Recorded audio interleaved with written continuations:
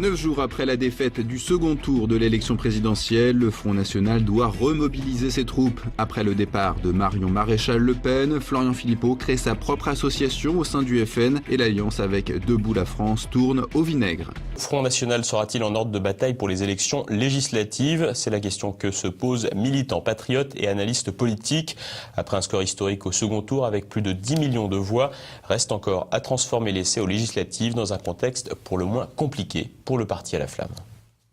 Tous les indicateurs pourraient sembler au vert au FN. Plus de 10 millions d'électeurs au second tour de la présidentielle, une alliance inédite avec Nicolas Dupont-Aignan, un parti devenu la première force politique en nombre de députés au Parlement européen il y a 3 ans, une dizaine de mairies partout en France et une présence comme force d'opposition dans presque toutes les régions. Et pourtant, le Front National connaît un mois de mai compliqué. Le parti n'a pas su briser le fameux plafond de verre lors du second tour de la présidentielle et a peiné à récupérer des voix dans son électorat naturel de droite. Seul contre tous, ou presque, le mouvement patriote semble aujourd'hui à la croisée des chemins. La phase de dédiabolisation initiée par Florian Philippot a permis une normalisation partielle du mouvement, normalisation qui a conduit au ralliement du candidat souverainiste Nicolas Dupont-Aignan. Mais la ligne insufflée par Florian Philippot connaît de nombreux adversaires. Ses prises de position résolument anti-européennes commencent à avoir des opposants en interne, avec notamment le député du Gard Gilbert Collard, qui a affirmé ne plus vouloir entendre parler de la question monétaire. La rhétorique de l'UMPS et du ni droite ni gauche, longtemps mise en avant par le Front National, semble aussi avoir du plomb dans l'aile et a même été, d'une certaine manière, récupérée par Emmanuel Macron, qui assure allier des éléments de droite et de gauche. Le secrétaire général du Front National, Nicolas Bay, y voit pour sa part une opportunité pour le Front National, qui selon lui devrait tirer les bénéfices de la nouvelle présidence. Finalement, les dirigeants de la droite sont eux aussi en déconnexion très profonde avec les aspirations de leur socle électoral et que finalement, ça va faire d'autant plus d'électeurs orphelins de voir les dirigeants de la droite non pas constituer une opposition comme ils tentent de le faire croire, non pas constituer imposer plutôt à Emmanuel Macron une quelconque cohabitation qui paraît très illusoire, mais en réalité accompagner la politique qu'il mènera. Or, la politique qu'il mènera, nous le savons, c'est une politique qui va être très brutale pour les Français, qui va consister à aller encore plus loin dans la logique de l'immigration massive, encore plus loin dans l'affaiblissement de la solidarité nationale, encore plus loin dans la complaisance avec l'islamisme, encore plus loin dans la disparition de toute forme de protection, dans la dérégulation totale et dans la soumission à Bruxelles. Et nous en avons déjà eu un certain nombre de démonstrations.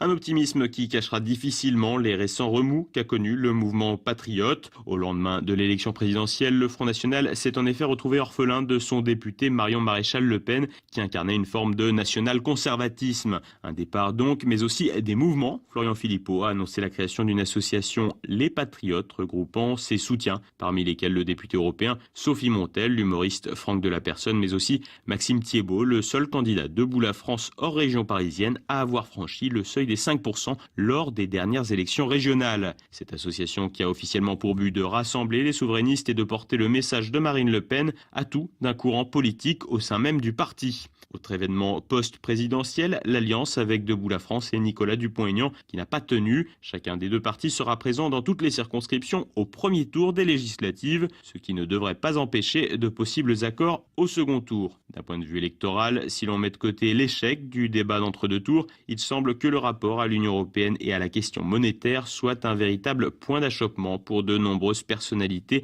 de droite et d'électeurs qui pourraient être tentés de rejoindre le Front National. Le seul mouvement national d'Europe occidentale à flirter avec les 50% lors d'un suffrage national est le FPE autrichien. Resté très radical sur les questions d'identité et d'immigration, ce mouvement n'effraie pourtant pas les cadres supérieurs et retraités grâce à un programme économique réaliste et à une professionnalisation des dirigeants du parti. Tempête syndicale en vue. À peine élu président de la République, Emmanuel Macron se prépare à une bronca des partenaires sociaux. Sa volonté de réformer par ordonnance le Code du travail fait grincer des dents jusque dans son propre camp. Les syndicats, déjà vent debout, attendent la nouvelle équipe gouvernementale de pied ferme. Guillaume Mulron.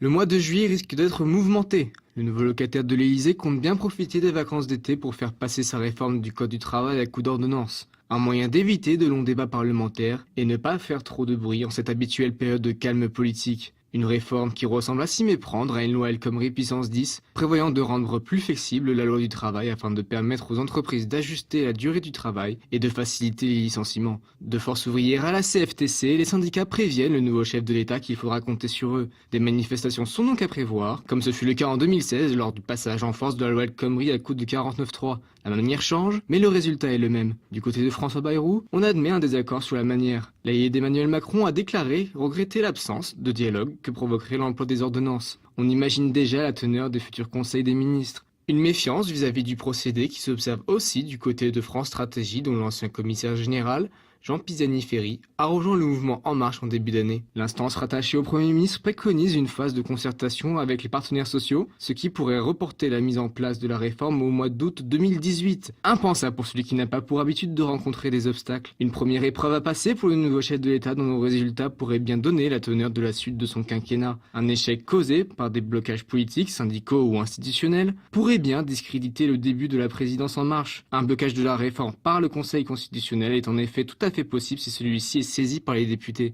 Emmanuel Macron, alors ministre de l'économie de François Hollande, avait déjà vu en août 2015 son projet de plafonnement des indemnités prud'homales retoqué par le Conseil constitutionnel. Un mauvais souvenir qui pourrait bien pousser le nouveau chef de l'État à plus de prudence. Et avant même la mise en œuvre de sa réforme, le désordre a déjà commencé au lendemain de leur vote en faveur de l'ancien banquier Rothschild pour faire barrage à Marine Le Pen. Syndicats et autres mouvements d'extrême gauche ont appelé à descendre dans la rue pour combattre les projets de régression sociale d'Emmanuel Macron. Un bon moyen de s'exercer pour les semaines à venir. Un rassemblement Place de la République à Paris lundi dernier qui s'est vite écarté de sa première vocation pour se transformer en pugilat anti-policier. À peine élu, déjà trahi, Emmanuel Macron a promis pendant sa campagne électorale qu'il reporterait le prélèvement à la source à 2019. Mais surprise, le 10 mai dernier, 2 décrets sur sa mise en place ont été publiés au journal officiel. Natacha Königsberg. Je ne souhaite pas que la réforme soit généralisée tout de suite parce qu'il y aura immanquablement des loupés techniques et je n'ai pas envie de plonger le pays dans l'incertitude totale. Voilà ce qu'Emmanuel Macron déclarait voici quelques semaines encore au sujet du prélèvement à la source, proposant de passer d'abord par une phase expérimentale pendant au moins 1 an. Le problème, c'est que les décrets parus mercredi 10 mai au journal officiel font tout le contraire de ce que le président élu a promis. Ils fixent notamment le rôle des entreprises dans l'organisation du prélèvement à la source et leur créent en particulier des obligations, une charge de travail supplémentaire dès la rentrée prochaine. Autrement dit, si la nouvelle équipe gouvernementale n'abroge pas rapidement ces décrets, quasiment dès son arrivée aux affaires, il sera difficile de revenir en arrière et le prélèvement à la source s'appliquera bien dès 2018, contrairement aux promesses de campagne d'Emmanuel Macron. Pourquoi Christian Eckert, le secrétaire d'État au budget, et les 5 autres ministres co-signataires de ces textes ont commis ce premier crime de lèse-majesté? Eh bien d'abord, tout simplement, pour pouvoir affirmer qu'une des promesses électorales de François Hollande avait bien été tenue, ou en tout cas que tout avait été fait pour qu'elle puisse être tenue. Mais l'autre explication, toute simple, est que Macron n'a pas laissé un souvenir impérissable au gouvernement et chez les socialistes en général. En faisant tout pour que le prélèvement à la source se fasse, les signataires de ces décrets plombent aussi d'autres promesses électorales du nouveau président. Celui-ci a en effet proposé de supprimer les cotisations chômage sur les salaires pour transférer la charge de son financement à la CSG qui, elle, est prélevée sur toutes les sortes de revenus et flux financiers. Résultat escompté pour Emmanuel Macron, une hausse, légère mais réelle, du salaire net. Mais si dans le même temps survient le prélèvement à la source qui amputerait justement ce même salaire net tous les mois, tout l'intérêt de sa réforme ferait pchit. On le voit, Emmanuel Macron n'en a pas fini de se prendre des bâtons dans les roues lancés par ses anciens amis. Christian Estrosi, maître des pirouettes, après avoir démissionné de la présidence du Conseil régional de Provence-Alpes-Côte d'Azur, où il est désormais en minorité dans son camp. Le soutien d'Emmanuel Macron, mais toujours membre des Républicains, redevient maire de Nice, réélu lundi par le conseil municipal avec 55 voix sur 57 votants.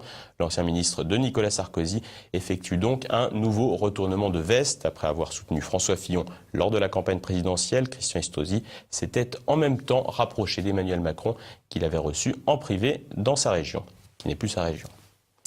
Le lobby LGBT s'installe sur les passages piétons. Mercredi, à l'occasion de la journée mondiale de la lutte contre l'homophobie, le collectif LGBT de Dordogne va inaugurer un passage piéton aux couleurs de l'arc-en-ciel à Périgueux. Le lobby propose également la projection du film Homosexualité, du rejet au refuge. L'application Parivox pour mobile est disponible. Vous pouvez la télécharger gratuitement sur la plateforme Google Play, disponible sur les téléphones intelligents. Cette application vous permet de retrouver toute l'actualité consacrée à la capitale.